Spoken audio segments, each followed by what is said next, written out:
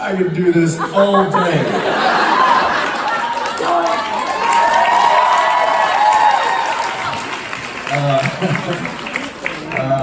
Forgot how fun squirt guns were. I think the last time I used one of these, there was vodka in it.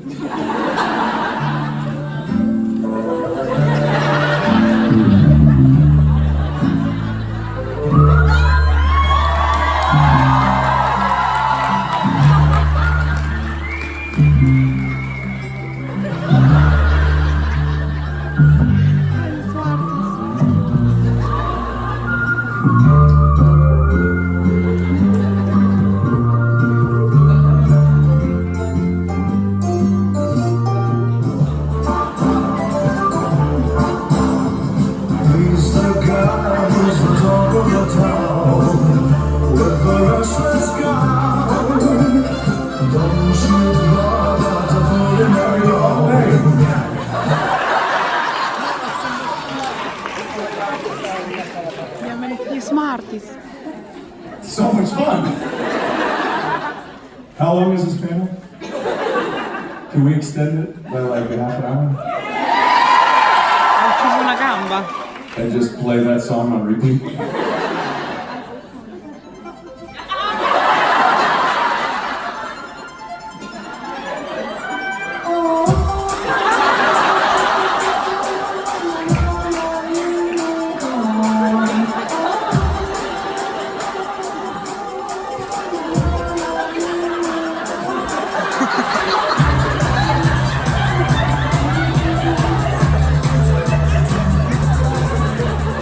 This is what nightmares are made of.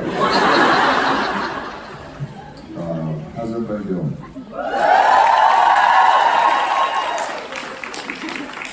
Yeah. Everybody have a fun time last night? Concert? Yeah? Rob was telling me a story, and I'm just going to go ahead and say it, and he's probably going to be mad at me, but he gets a little nervous before shows. I don't know why. You guys done it a million times, but it's kind of cute. And he went back to the green room and he found an unopened bottle of wine. And without thinking, he just opened it and took a big swig. Realized that it was one of Daniela's bottles of wine.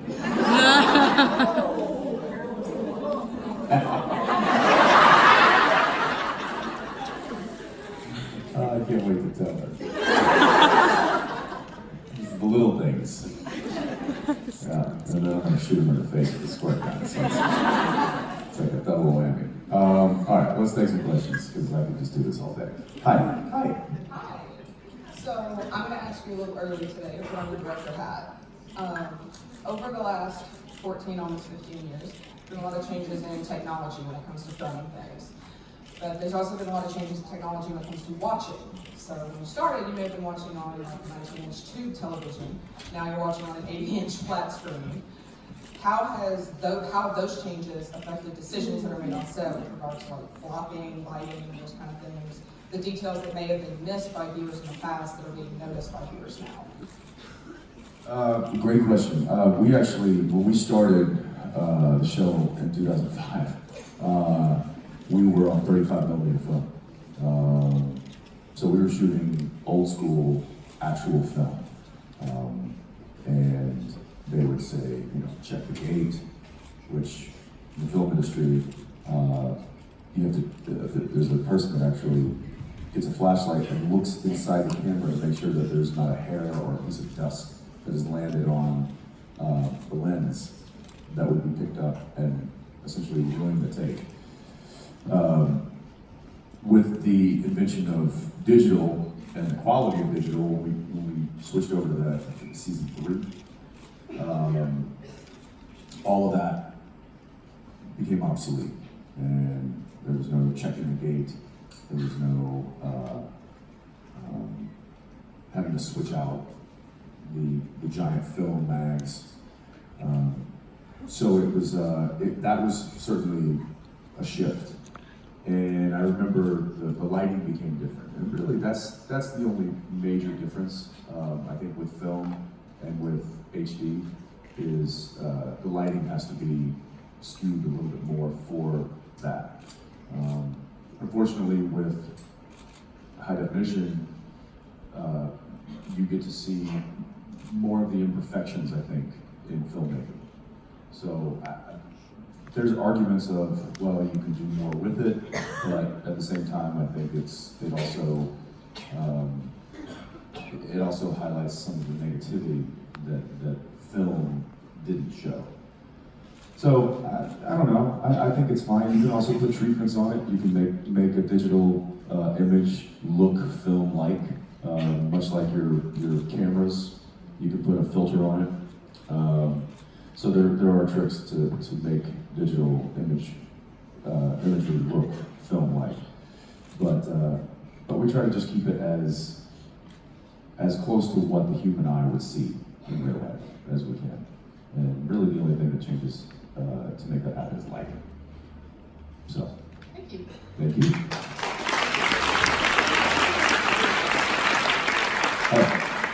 Hi, first time from Portugal. So my question is, how you have so many fight scenes in Supernatural? How do you prepare for those scenes? What time does it take, for example? And is there a challenge scene that you choose for a fight scene, for example? And also, is there any? It's the last, I should say. Is there any Portuguese words that you learned recently? Recently? Yeah. Obrigado?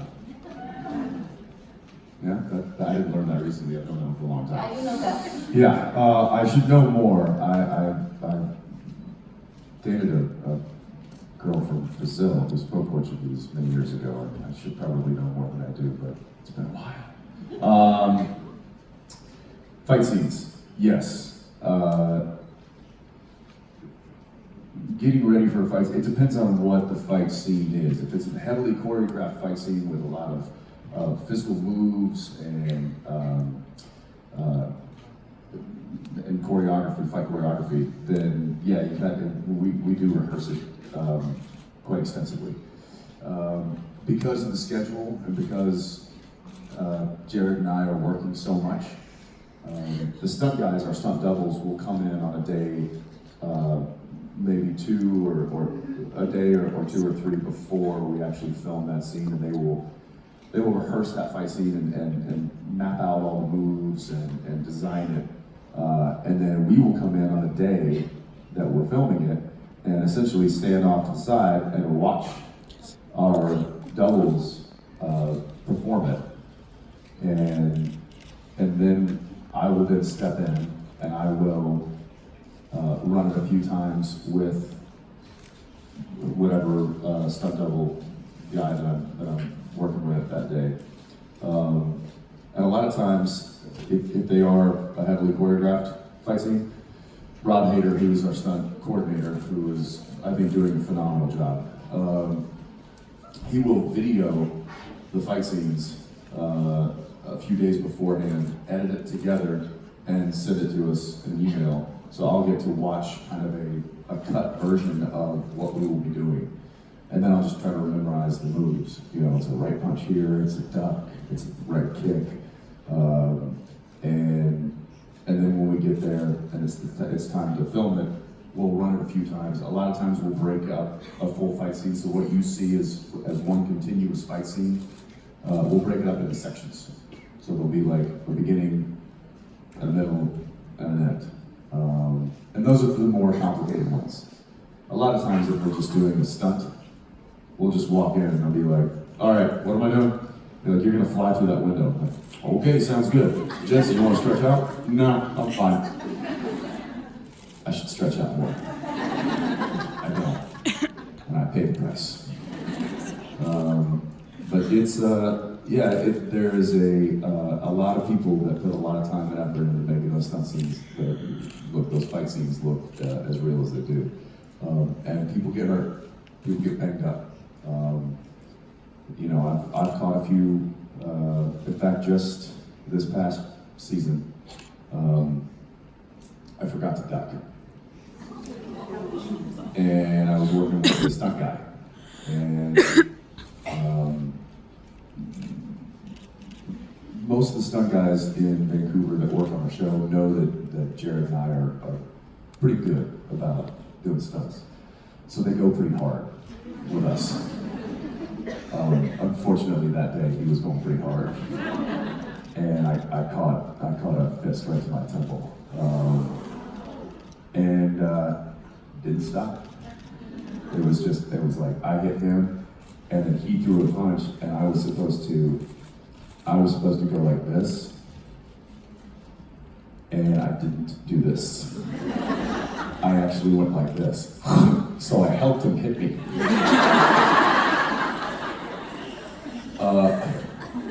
I was like, I almost leaned into it too. I was like, wham! But I just kept going. I could see he was like, ooh. And I think we took like there was a quick breath, like he hit me and he was like, ooh, and I'm like, it's fine, keep going. And then we finished the fight scene and they yelled cut, and the stunt coordinator like came running on. Rob was like, you got hit, didn't you? You got hit, I saw it. And I'm like, oh, I'm fine. Am I bleeding? But that happens. And it happens more than people think, and it certainly happens to the stunt guys, because sometimes they'll do the close stuff with us, and then when they drop back for a wide shot, they'll let those guys go hard, and they do. And it's sometimes I watch it and I'm like, oh gosh, and I'll run on set and I'll be like, dude, you okay? Yep, fine. So yeah, they don't get the credit they deserve. Those guys take a lot of hard hits for y'all's enjoyment. So thank you. Thank you. Yes.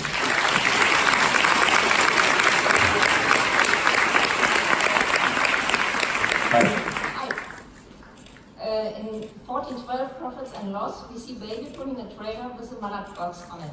We have never seen it before, and so I want to know if baby already had a trailer hitch on, or if it was specially built, and if the handling of the car was differently. It was built for, the tow hitch was built and installed for that particular episode. And yeah, luckily I've driven trailers before. I don't know why, but I have. And I felt pretty comfortable doing it. There's several people on the crew who are careful people. They get paid to be careful. Our stunt coordinator is paid to be a kind of a safety person, to make sure that everybody's safe. If I'm firing a gun, they make sure that there is a barrier between the gun and the crew. Even though there's no projectile coming out of the gun, there's still a blast. There's still a concussion, and there's also wadding. There's like bits of stuff that can fly out, and it could hurt somebody. So there are people on set that are there to make sure that it's a safe set. And those are the same people that say, when I'm driving the Impala, no matter what, they can go get a sandwich.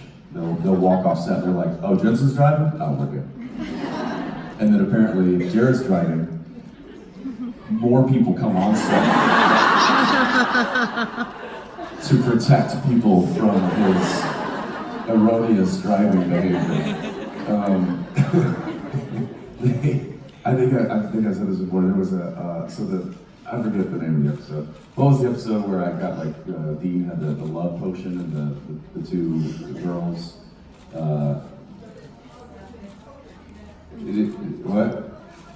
What was it? Yeah, I don't know either. And Sam comes driving up, and we get into the fight, the wrestling match in front of the Impala. You remember this? They wouldn't let Jared just pull up into the parking lot. That's how bad it is. They had his stunt double dress up like him, who Mike Carpenter doesn't have long hair. He got a wig on, he got makeup, he put a full wardrobe on just to drive the car out of the And then they yelled, "Pause!" Mike jumps out, Jared runs in, shuts the door, and then pretends to get out of the car as though he was doing that.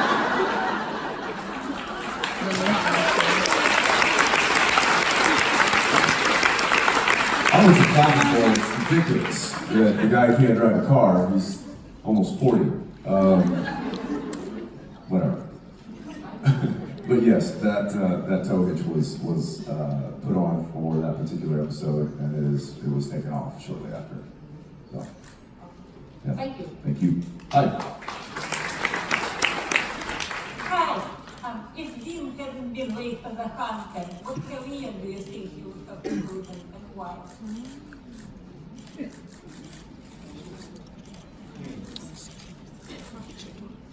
I don't know, construction. Maybe a bricklayer. Maybe he's the guy that controls the wrecking ball. Because he just likes to destroy things. Not because he likes Miley Cyrus, but just because he likes to destroy things. I don't know. What do you think? What do you think you would be? I think he would be a firefighter. Oh. In one of the episodes in the first season, Jim said that as a kid he wanted to be a firefighter. That's right. Saving people, putting out fires, the family business.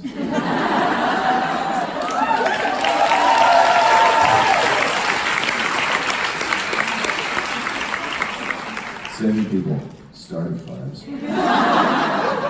With them. No. Thank you. Hi. Hi. I do love the Man of Lettuce bunker, and it gives you somewhat of a fixed set. So I was wondering whether you missed like the crazy motel rooms of the earlier seasons, and if you have a favorite. Yeah, I do. It's our department, our production design team really had a lot of fun with those motel rooms. Jerry Wannick, I think, outdid himself in a lot of them. One of my favorites was the black and white one. I don't know if you guys remember that. It's kind of weird. The disco one? Yes.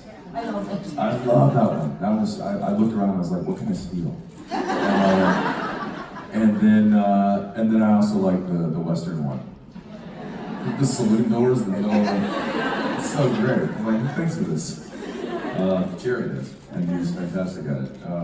Yeah, hopefully we can get more of those motel rooms, because I think they're just a nice touch of creativity on our set. Yeah. Jared apparently thinks he's going to take the Men of Letters home with him when he shows up. He's like, yeah, I think I'm just gonna take the whole set. He's like, you take the car, I'll take the Men of Letters. I'm like, what are you doing with the set? I don't know, I'll figure something out. Good luck with that. Let me know when it's done, I'll come over and we'll have a beer. So, I don't know. He's not gonna get it. Thank you. Thank you. Yep. Hi.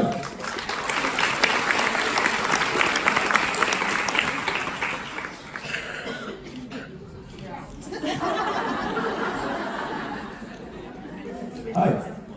What's up? I'm just gonna get some. What's this? Frobisher's apple juice. Yeah. So I'm Sarah. So I was just wondering, with how much you work and how much you travel, and the lack of sleep and jet lag and being away from your family, how do you keep yourself sane and functioning?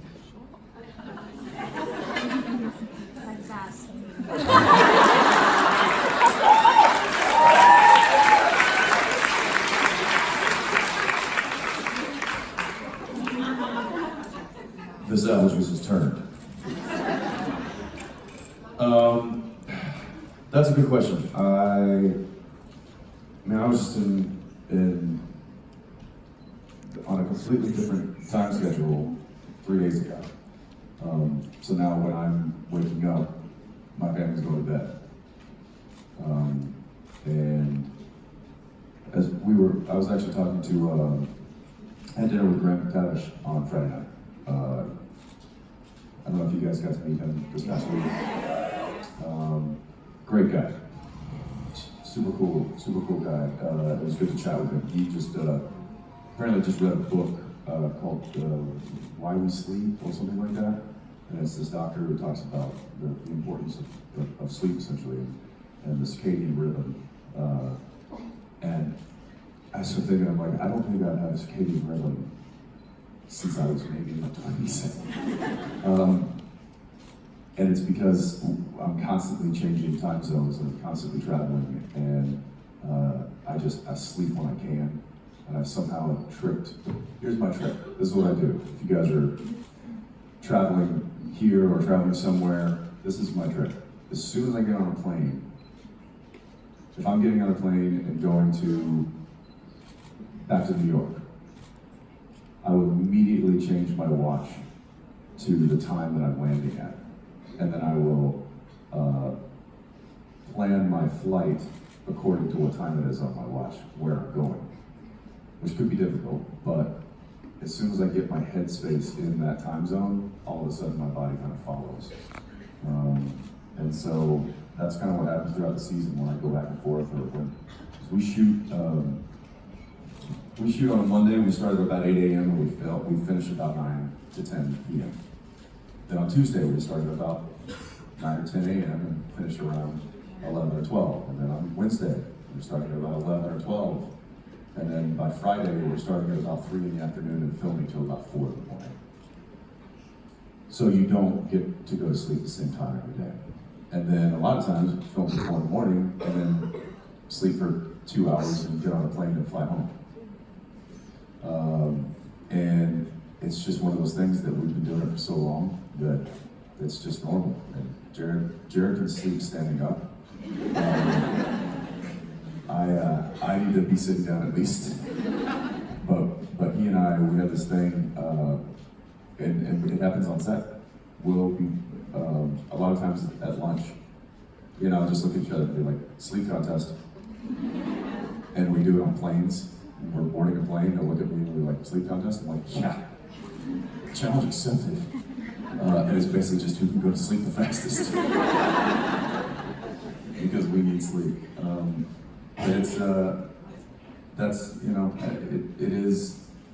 It's our normal. And a lot of people are like, I can't, how do you deal with the travel? How does your wife deal with the fact that you're gone so long? How does your kids deal with the fact that you're gone weeks at a time? And I'm like, it's just what we do. That's what we know. That's our normal.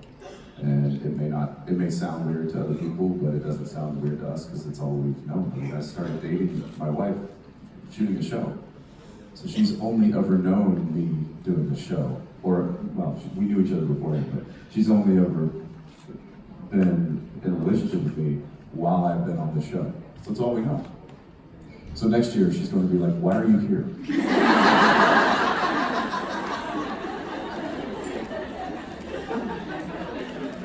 I don't know what to tell her. She'd be like, did you get a job? Yeah, I'm trying. Thank you. That's it. Do you want to stay on stage more?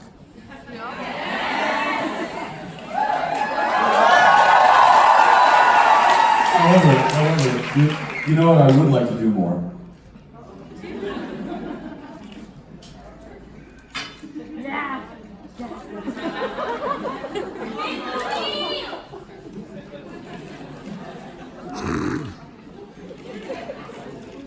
Music!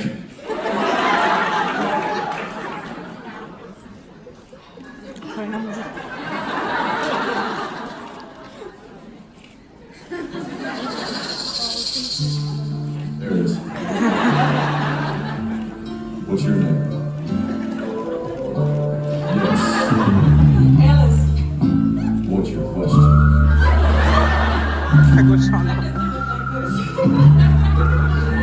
Try. Yes.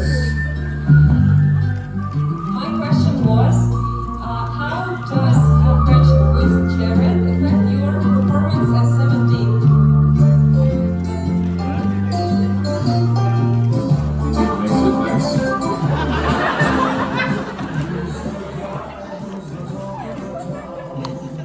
It helps. It was longer. I realize I have a leaky gun.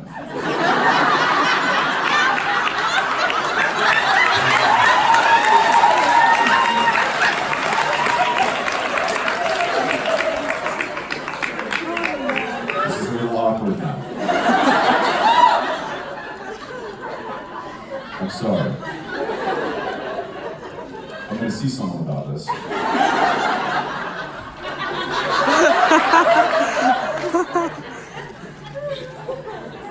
All right. This is so fun. Okay, let me answer this question. Friendship with Jared has obviously made an immense impact on the show and the way that we portray these characters. I don't think without our connection as true friends and people who truly get along and understand each other, that there would be that much chemistry on screen. I think it is an incredible byproduct of our relationship. I also think it's a byproduct of Misha and I's friendship, and Spade and Benedict, all these people. That there's a true friendship there and a bond.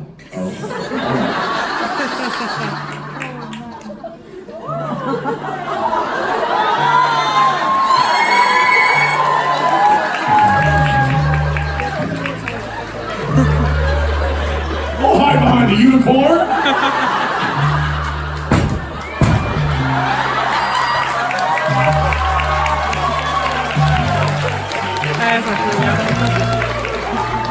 All right, you win.